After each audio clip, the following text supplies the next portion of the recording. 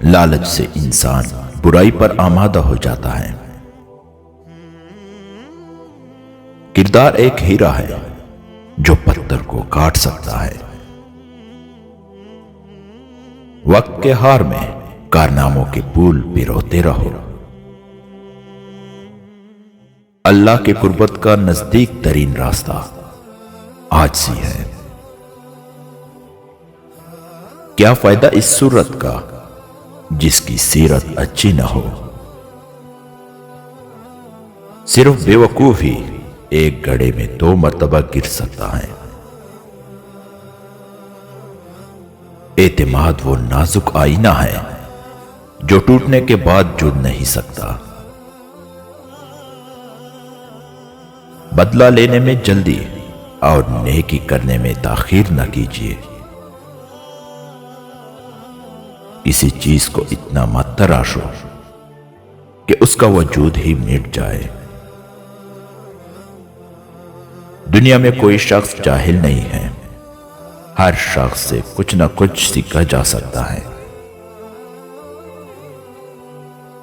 جو لوگ اپنے چراغوں کو پس پشت رکھتے ہیں ان کا سایہ انہی کے راستے پہ پڑتا ہے۔ کسی دوسرے کے جانب انگلی اٹھانے سے پہلے سوچ لو کہ باقی 4 انگلیوں کا رخ آپ کی جانب ہے۔ مالی نے کہا، ماں گلشن کا دلکش پھول ہے۔ آسمان نے کہا، ماں زمین پر اللہ تعالی کا خوبصورت تحفہ ہے۔ شاعر نے کہا، ماں ایک ایسی غزل ہے جو ہر دل میں سما جاتی ہے۔ بادل نے کہا، ماں ایک ایسی دنک ہے جس میں ہر رنگ نظر آتا ہے۔ سمندر نے کہا، ماں ایک ایسی ہستی ہے جو اپنے اولاد کے لاکھوں راز اپنے دل کے گہرائیوں میں چھپا لیتی ہے۔ اللہ نے موت اور زندگی پیدا کی تاکہ تمہاری آزمائش کرے کہ کون تم میں اچھے کام کرتا ہے۔ جو شخص دوسروں کے غم سے بے غم ہے وہ انسان کہلانے کا حقدار نہیں۔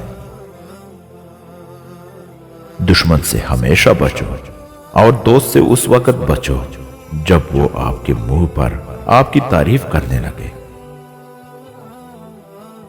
اگر چڑیوں میں اتحاد ہو جائے تو وہ شیر کی کال اتار سکتی ہے۔ شیرین کلام اور نرم زبان غصے کی آگ پر پانی کا کام کرتی ہیں۔ عقل مند انسان محفل میں اس وقت تک نہیں بولتا جب تک خاموشی نہ ہو جائے۔ تنہائیوں میں اللہ تعالیٰ کی مخالفت کرنے سے ڈرو، کیونکہ جو گواہ ہیں وہی حاکم ہیں۔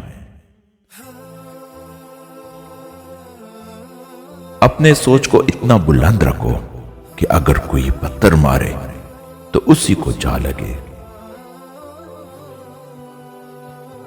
وقت اگر کبھی منصف کا درجہ دے دے تو فیصلہ کرتے وقت اتنا ضرور سوچنا کہ کہیں کوئی بے گناہ زندہ موت نہ مر جائے۔